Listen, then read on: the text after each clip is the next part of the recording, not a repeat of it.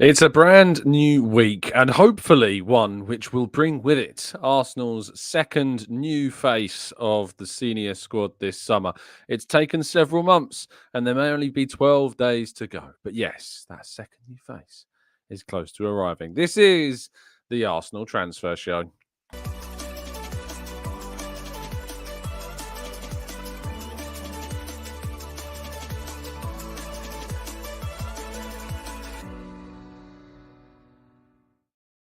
Hello and welcome to the Gooner Talk. Back again with you guys and girls for another episode of what is the Arsenal Transfer Show. Joining you every single morning at 8 a.m. UK time. Thank you as always for joining me and making this a part of your morning routines. It is incredibly appreciated, and I hope you've had a fantastic weekend. And I hope that you're ready for a brand new week ahead. And it is going to be the last full week of transfer news to discuss because, of course, this year, a very strange turn of events. The transfer deadline day sits before the end of the month. The 30th of August, next Friday, is when the transfer window slams shut ahead of Arsenal's game against Brighton in the Premier League. And Arsenal, of course, will be facing Aston Villa away from home this forthcoming Saturday in a very interesting game. We'll talk more about the Premier League and that stuff very, very shortly. But good morning to those joining us in the chat box.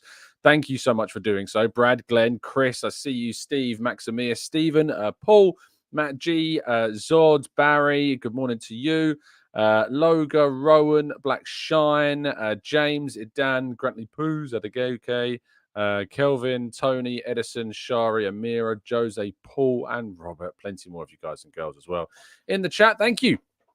Thank you very much for tuning in. You are all incredibly appreciated. And as I say, I really do genuinely hope that you've had a really fantastic weekend. You've been able to relax, maybe chilled a bit, and who knows, used it to your benefit in some way, shape, or form. But if you could be ever so kind to drop a like on the video and subscribe to the channel. If you're new around here with those notifications turned on, that would be incredibly appreciated. Right, let's jump to today's stories, shall we? And we start with the first game of Jonas Eidevall's pre-season with the Arsenal women. They kicked off their campaign with a very, comfortable. I don't think it was that comfortable at all. They took the lead through Alessia Russo before, of course, being pegged back to 1-1, and then Washington Spirit obviously got the equaliser, and then it was on Russo again to get the winner on the day. And it was a really interesting game. I think we would have learned a lot. Again, I think it's something of the preseason hangover there going into the new season, which will be starting in a month or so. So yes, Alessia Russo seeming on very good form going into the WSL season coming up in a few weeks' time. Moving to Premier League action, however, and rounding up all of today's and the weekend's games, we saw, of course, Arsenal winning their fixture, as you have come to expect at this point from Arsenal, is regular, strong starts in the Premier League. But Ipswich Town losing 2-0 to Liverpool. Everton losing at home in a really damaging defeat to start off their campaign, 3-0 to Brighton. Newcastle winning 1-0 in their game over Southampton. Nottingham Forest failing to hold on to a 1-0 scoreline and drawing 1-1 with Bournemouth. And Aston Villa scoring 2 at West Ham, winning 2-1. A goal from Amadou Onana on his debut, just 4 minutes into his debut, getting Aston Villa underway there. But West Ham should not have lost this game. No way, because Souček should have scored an equaliser that seems so glaringly simple and easy. Anyone else could have scored it. And then yesterday's games, Brentford against Crystal Palace. Brentford came out as 2-1 winners, but big controversy in this game. Don't know if you've been able to yet see it, but big controversy because we saw Eze's free kick ruled out after there was some pushing and shoving in the box, but the free kick goes directly into the net, but the referee blows his whistle far too early, and none of the tussling in the box made any difference to whether or not there was a goal, because it was a fantastic free kick by Eze that went straight into the back of the net off the post, but it was ruled out by the referee. Apparently it was a referee having his first Premier League game, to my understanding, and maybe a little bit too eager, too keen. Then the big game of the afternoon, of course, Chelsea against Manchester City. For much of the game, it was just 1-0 to the visitors. Erling Haaland getting his first goal of the season. Chelsea had a number of opportunities. Nicholas Jackson, my goodness me, it's a terrible forward, isn't he? He's so poor. And there are suggestions that actually Chelsea want to extend his contract that is already on, I think, 7 years. But apparently they want to extend his deal for another, to reward him after a good campaign. But he was criminally bad in yesterday's game. Offside goal scored, should have been onside. Really easy to stay onside in that moment, but really bad spatial awareness. Chelsea had a number of penalty calls turned down by the referees. I wasn't really convinced by any of them, to be honest.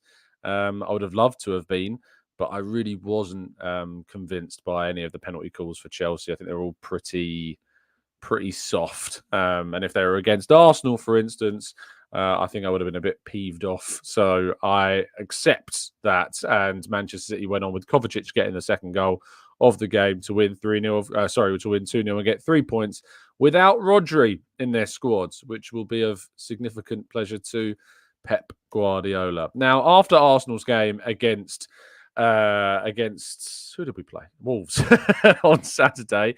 I had the opportunity to speak to Martin Odegaard, and I just wanted to share this photo with you. I put it on Twitter yesterday.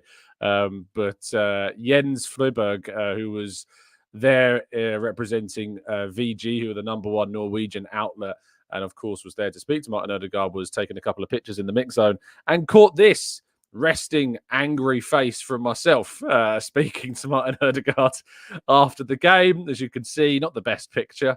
There is a better one that's now become my my profile picture on Twitter, but yeah, it's I look so angry, don't I, in that picture? I look so incredibly, I don't know what it is. I'm just kind of like looking, I think it's James Ollie asking the question at the time from ESPN, and I don't mean to look at him so angrily. I just was. I got my questions done quick and early and in there first, but yeah, I don't know why I'm looking so angry in that photo. Anyway, I spoke to him, as I say, I got the first question in, and when you get the first question in during the mix zone interviews, what tends to happen is the first question is usually about the game. So I did say that, obviously, challenging fixture. I actually said, did you think it would be perhaps more challenging than maybe what was Thirst thought? And he said, I think in this league, every game is tough. That was what we expected, another tough game. The most important thing was to get the 3 points, get a good start, and we did. So we have to be happy. I then asked him about Kai Havertz, of course, up top, scoring and assisting on his opening game. And I did say, of course, with all the noise around transfers at the moment, how important was it that Kai delivered? And he said he has delivered for a long time now. He is so important for us. He has shown that now for a long time. Today, again, he got a goal and an assist. Another brilliant game for him. And then lastly, I asked Odegaard about this emphasis on aerial threat, if you like, this aerial addition, this additive element to our attack where there's crosses, there's set pieces, and it's become a really key part of Arsenal's game. And he said, I think we just want to dominate the games in basically every way. I think set pieces, crosses, putting the ball into the box is an important part of it. We see today we don't play our best game, but Bukayo is there and he creates that moment and we get a goal. It's important to find those ways to score in many different ways. And I thought this was a good answer from Odegaard, because the variation of Arsenal's goal scoring is something that's coming for something of a little bit of scrutiny, if you will, over kind of the last season and a bit, and then particularly in pre-season after the game against Lille when we scored 2 goals from 2 corners. Of course, that was raised and brought up in a lot of kind of the post-match discussion. So I wanted to ask Odegaard about kind of this emphasis on attacking through aerial means and through, through crosses and set pieces, but also from, open play and using this aerial ability that the team have as well. You can read the full piece, of course, on the Football.London website. I recommend you go and do that. Meanwhile, moving into transfer news, and the Sun has suggested that Arsenal are open to Fabio Vieira leaving the club on loan for the foreseeable season. And with Vieira, of course, we know that getting the opportunity to play this season is probably going to be quite tough for him. We've got Ethan Nwaneri coming through the ranks, and we know that another left-footed attacking midfielder that can perhaps also play in a wide area would limit the number of minutes that Nwaneri might get. So moving Fabio Vieira on loan, I don't think is the worst idea in the world at all. Get him playing regularly, get him playing loads and loads and loads and loads of minutes.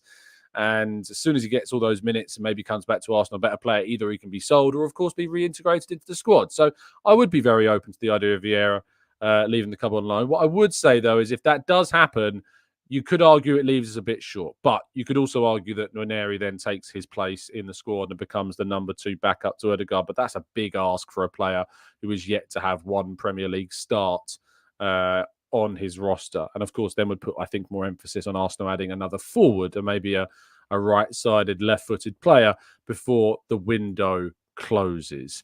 Moving to potential incomings, and Napoli and Victor Osimhen continue to have their names linked with Arsenal. But this time, what we have heard from Fabrizio Romano, who produced the quotes yesterday on my timeline regarding Victor Osimhen from one of the executives at the Serie A side. It was Mana, the director of Napoli, that said, Osimhen, the situation is currently blocked.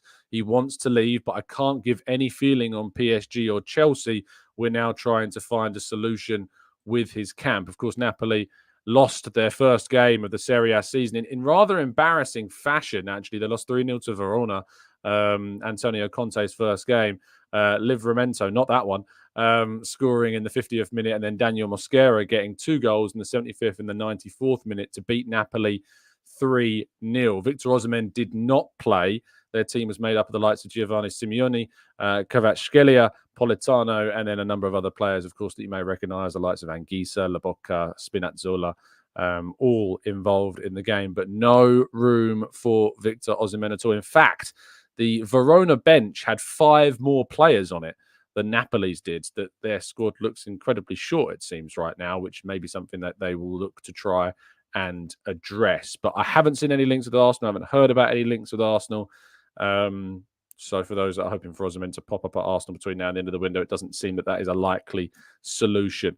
Our final story to discuss is, of course, that of Mikel Merino. There is an expectation that we will see the final completion of this transfer this week, and that there's potential, of course, for Merino to be with the team, with the squad, and maybe if he's fit enough, because of course there were suggestions of a calf strain, or I think just not even a calf strain, some kind of muscular strain, just before the first pre-season game he could have been involved with Real Sociedad. Sociedad's manager, of course, suggested that they left out Merino from their most recent game. Actually, Real Sociedad lost their opening match of La Liga at home 2-1 against newly promoted Rayo Vallecano. They went 2-0 down through De Frutos and Camelo of Rayo Vallecano, and then Martin Zubamendi scoring in the 98th minute. He actually made a significant mistake in the lead up to one of the Vallecano goals. But no Mikel Merino, clearly having a big impact on that in that midfield. We saw Zubamendi didn't start the game. He did come off the bench, and the midfield was made up of Blaise Mendes, who has been one of their regular starters. But then a number of players who I cannot say I'm too familiar with at all. González de Zárate was one of the midfielders, and then Turrientes was the other. And I can't say I know anything about those guys. So that depth, that midfield is looking a little bit weak, it might be, without Merino and without Zubamendi from the start. And that has seemingly cost Real Sociedad in their opening game of the season. But there is an expectation, of course, that Merino will be a Arsenal player between now and the end of this forthcoming week. Keep those fingers crossed. That is it. I just want this to be over. I really do. I just want this to be finished. I can't lie. I'm not going to try and hide my feelings on this. I just want this whole saga to be done. Just like I have been so pleased about the saga of always worrying about whether I can watch a program that's not typically available in the country I've gone on holiday to because it's only available in my origin country. Well, I've got a solution to that, because the only solution to that, which is worth investing in, is NordVPN, which brings you the safety and security you need while surfing the net. Of course, by going to nordvpn.com/Gooner, you can get yourself a significant discount off a 1 or a 2-year plan. And if you go for that 2-year plan, you get 4 months extra thrown in free on top of that as well. 20 gigabytes of eSIM data. All the details are down in today's video description. And if you're not happy with the service for whatever reason, you get a 30-day money-back guarantee. Right, let's get to part 2 and your questions right after this.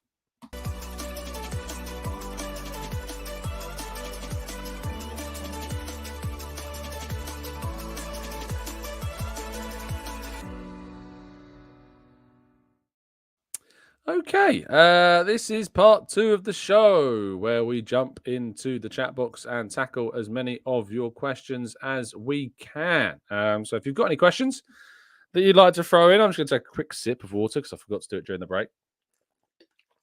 Like a numpty. But thank you for everyone that's continued to support the channel. Please do drop a like on the video and subscribe to the channel if you're new around here with those notifications turned on. As I say, so you never miss one of these shows. Even though, you know what's so funny is I have people still leaving comments saying like, Tom, I can't believe I missed the show today, you know. And I'm like, it's at the same time. And I overslept. I forgot when it was. What do you mean you forgot when it was? It's 8 a.m. every day. There's no excuses. Absolutely no excuses at all. Raul says, Tom, if there was a world-class left wing available in the market, would you sell Martinelli now? I don't think this is the window to sell Martinelli, no. I don't think this is the time to sell Martinelli. I don't think there really is a left winger that I'd go for at the moment, to be honest. We need to bring in a right-sided forward for me as a priority. We have a real lack of depth there, so we need to make sure that we address that. So yeah, I am not in any way tempted to go into the market and look at Martinelli. He's got a big season ahead of him. I'm really looking forward to seeing what Martinelli can deliver. He needs to improve his confidence, he needs to improve his final ball and his final end product and his final decision making. But he's got a really, really big season ahead of him. Gary says, how did Havertz get a goal and assist? Saka got a goal and assisted Havertz's goal. How, Tom? Because Havertz scored and then passed the ball to Saka before he scored. Saka passed the ball to Havertz when he scored and then received the ball from Havertz when he scored. So, of course, Gary, that's how they both got goals and assists. Matt says, Tom, if you could give Arteta one piece of advice, what would it be? If I could give Arteta... That's incredibly arrogant to believe that anything I could give to Arteta would be taken on board and I can somehow improve his management. If I was to be ever so brave, I think it has to be around, you know what? It actually would be something constructive and additive to what he's already doing, which we saw on the opening day. Bukayo Saka was substituted, and it was good to see. And so was Declan Rice, to be fair. My advice would be, don't be afraid to make changes of big players in games where you recognise that they need a rest or that they're flagging and that you need to get those other players opportunities like Nwaneri, like Trossard coming off the bench. So don't be afraid to make those brave changes earlier in matches, giving those players more time and being more aware of the rest that is needed for those types of players. Ashley says, concerns for Villa, Raya, Odegaard, Saka, Kai, excellent whole game. Martinelli, Rice, White, okay-ish. Partey and Zinchenko are excellent in the first half, but they were sloppy in the second. Saliba was awful on the ball. Gabriel giving some sloppy fouls away as well. There was just a bit of sloppiness about the game. It was the first game of the season. There was sloppiness about pretty much every single team I watched, actually, this past weekend. There's definitely some hangover from the summer. And this might be one of the best times to play Aston Villa, actually. I know they've just come off the back of a win themselves, but I think it actually might be one of the best times to play them. And maybe we can take the momentum into that game against Aston Villa and their first home game, of course, as well this season. And hopefully we can use that to our benefit. Ben says, I'm feeling a bit nervous for the Villa game. If Emery beats Arteta again, that dumb debate between them is going to explode. He's just one of those managers that seems to have his number. Like, some managers just do really well against certain coaches, despite perhaps not being overall better coaches. I think you have to rank, if you were to rank managers, and I know there was a big debate about the whole Emery Arteta thing over the weekend because there was a clip that was going around from AFTV with Robbie and I can't remember the other guy's name. It's not really someone I've actually seen before, but someone talking about kind of Unai Emery and the comparison between him and Arteta. Robbie was very passionately talking about Arteta being the best manager in the league at the moment, which is, fair enough. I don't agree with him, but fair enough. I mean, Pep Guardiola is by far the best manager in the league at the moment. Yardman, says Anthony, was who it was. Thank you. And he's very passionate saying about Unai Emery being, a better manager. He's won more things than Arteta. And it's difficult to argue against that, really, because Unai Emery has to go down at the moment as a more accomplished manager.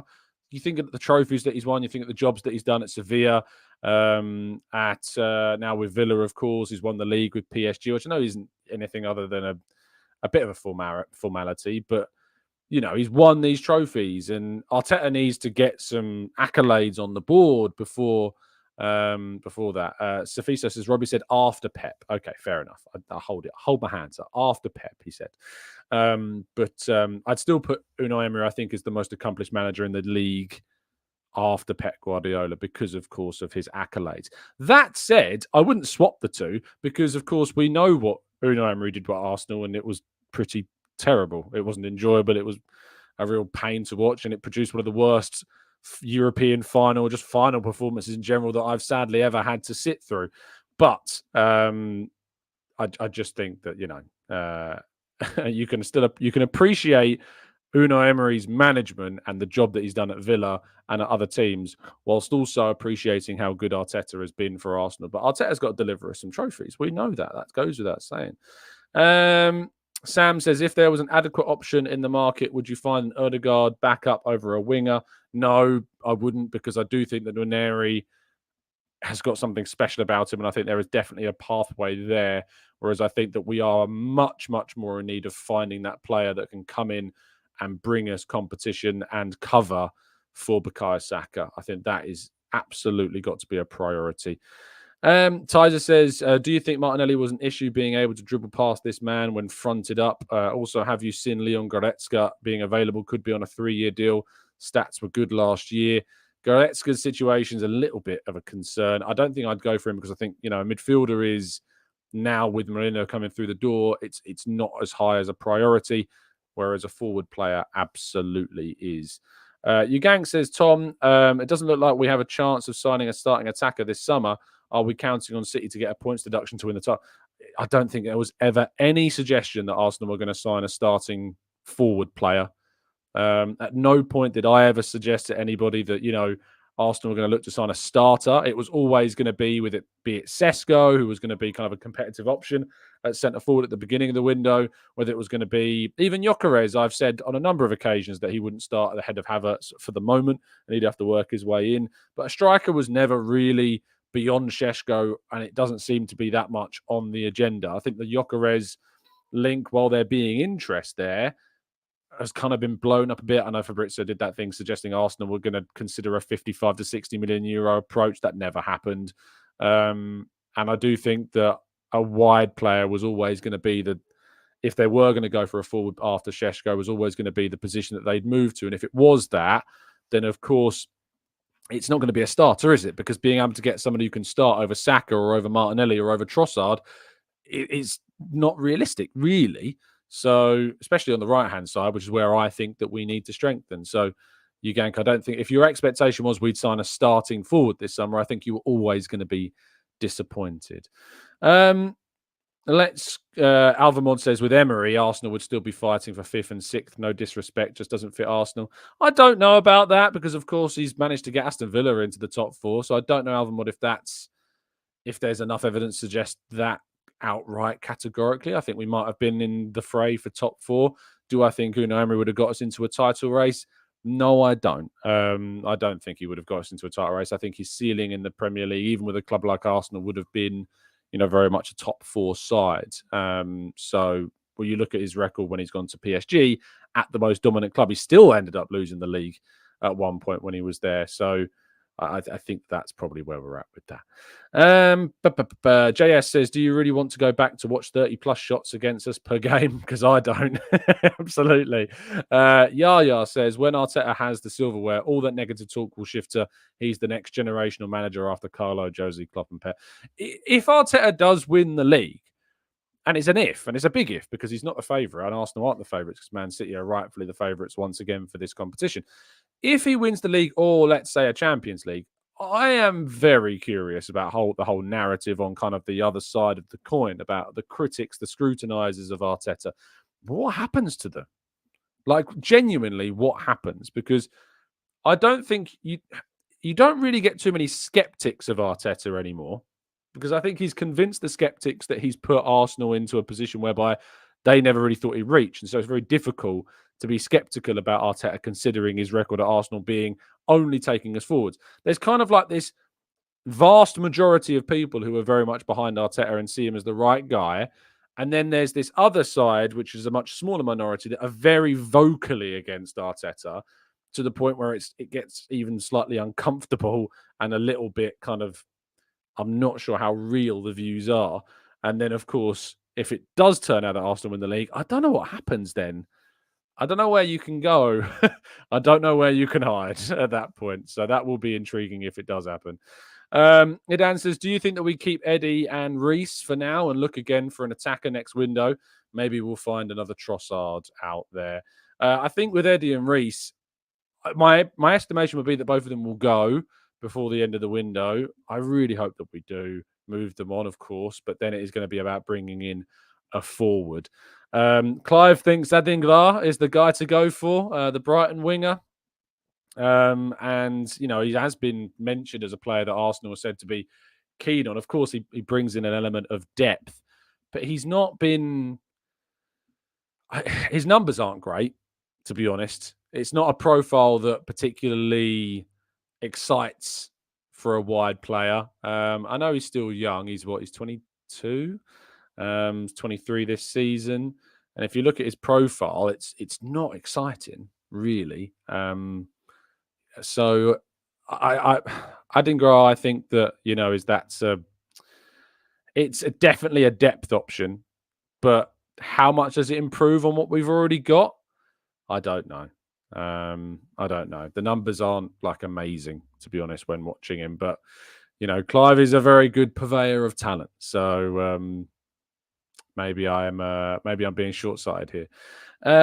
Abel says, Tom, what do you think of Kingsley Coman as a backup? I mean, if the option is Kingsley Coman and loan, and then no one else, or no one else, of course I'd take it. But I think there might be better options that can give you more minutes because his injury record is awful, genuinely terrible. Stu says, not a question, but I find it funny how over the last few windows, all the talk has been on how much Arteta has spent. Now he isn't spending, yet others are spending big. That whole spending narrative has gone a bit quiet. Yeah, it's like, Arteta spent loads of money. Arteta, why aren't you spending more money? It's just the way it goes, mate. You got to have something to moan about. It's the way it goes. Mubarak says, Mr. Tom, Arsenal have started well, but it still needs a striker who can score 2 to 3 goals every match. Is there a striker on earth that guarantees you 2 to 3 goals every game? I mean, Erling Haaland is obviously the candidate you put up as the only player that can really do that. And I'm talking about in the top 5 leagues. Because I know that Gyökeres is a very consistent goal scorer in Portugal, but there is a big, big risk with that. That we can't... There's no beating around the bush. There's no beat around the bush at all with that. We don't know if he'd be able to translate those level of numbers to Arsenal. But last season, Haaland didn't score any goals in 1, 2, 3, 4, 5, 6, 7 because he was injured, 8 because he was injured, 9 because he was injured, 10 because he was injured, 11 because he's injured. So we can take those 5 away. So 6, 7, 8, 9, 10, 11, 12, 13, 14. So Haaland didn't score in 14 out of 38 Premier League games last season. So if your expectation, mate, is for us to sign a player who can score 2 to 3 goals every match, good luck. Good luck with that. Yeah. So if that, and sadly, I think that there are a lot of fans out there that genuinely believe this, that believe that that's what Arsenal need. And they can't understand why Arsenal aren't going for a striker that can do that. Because there isn't a striker in the world that will do that for Arsenal. No one that Arsenal can sign that will do that. There just doesn't exist. So if that's your expectation, you're going to end up being disappointed. Ambrose says, it's quite ridiculous to think that some fans know better than Arteta, who is an accomplished footballer and did various international courses in managing and training. How do they? This is a point of view where there are times where I empathize with a point of view that says, these are people in these roles that are clearly very experienced, very talented at what they do, and so you have to give them the benefit of the doubt. However, you definitely can criticize constructively and have your opinion, and you can recognize mistakes. Last season against Aston Villa, for instance, is a good example of Arteta making a mistake. He left Zinchenko on for far too long in the second half and didn't recognize the danger that Villa were presenting in that game, and we didn't change things, and ultimately we paid for that. There wasn't, though, in the first half. We should have been leading that game, and Trossard, of course, had the chance to put us 1-0 up in that match. But again, that's the type of thing where you can be constructively critical of Arteta. But then there's the people that are like, I don't understand why we've signed XYZ when all the evidence suggests is that the recruitment that Arsenal have done over the last 3, 4, 5 years has put Arsenal into a position where they're now established title challengers. So that's where I get a little bit like, can we really be that scrutinising of Arsenal's recruitment? Because it's been pretty darn good, to be fair. So I think there's 2 sides to it. And that's ultimately what is where I stand on the whole.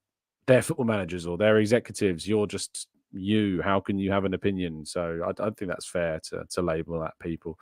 Will says, Tom, is there a misconception that Trossard is only strong coming off the bench? Yes, a very well-established misconception and one that he's proven wrong time and time again.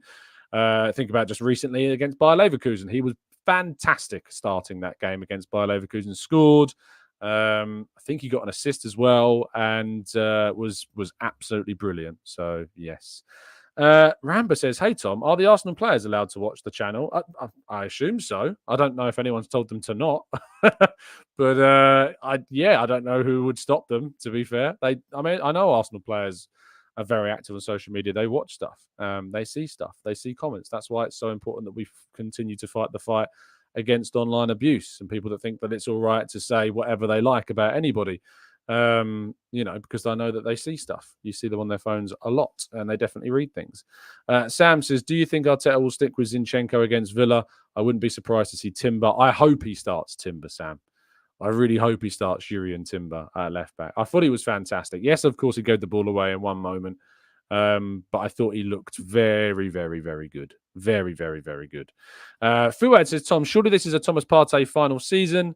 We don't usually let contracts run down. Yeah, I think it is. It's his last year, so I think he will leave on a free at the end of this season.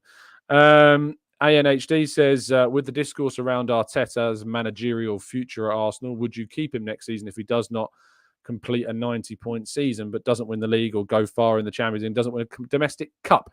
I've made my position very clear on this. Arteta has earned his next contract as long as we don't do something silly this season and regress really far, which I don't see happening. But that next contract has to deliver us a Premier League or a Champions League title. RRDM says Arteta's contract should be handled. Man City may come for him since Pep may leave at the end of the season. What is the delay? Is this a pattern for the club and Edu? Now, of course, we want to see Arteta sign this new deal. And, there's a lot of confidence that will happen, that contract will indeed get signed. Marco says, has Saka signed a new deal yet? Not only the one that keeps him at the club till 2027. Which it's not a matter on the agenda at the moment. Saka's contract. He only signed a new one. I think it was last summer, not this summer. I think it was last summer. So I don't think there's a pressing need to. To sign him up at the moment. And I think there's there's a cooling off period that might be needed with the reps a little bit. Tizer says Gyökeres and Jimenez have both started off from where they left off last season. Jimenez at 23 and Gyökeres at 26. Who would you pick at this? As I think Jimenez would be the better value for us going forward, says Tizer. I need to watch a lot more of Jimenez, to be honest. I can't say I've watched loads of him, just like little bits here and there.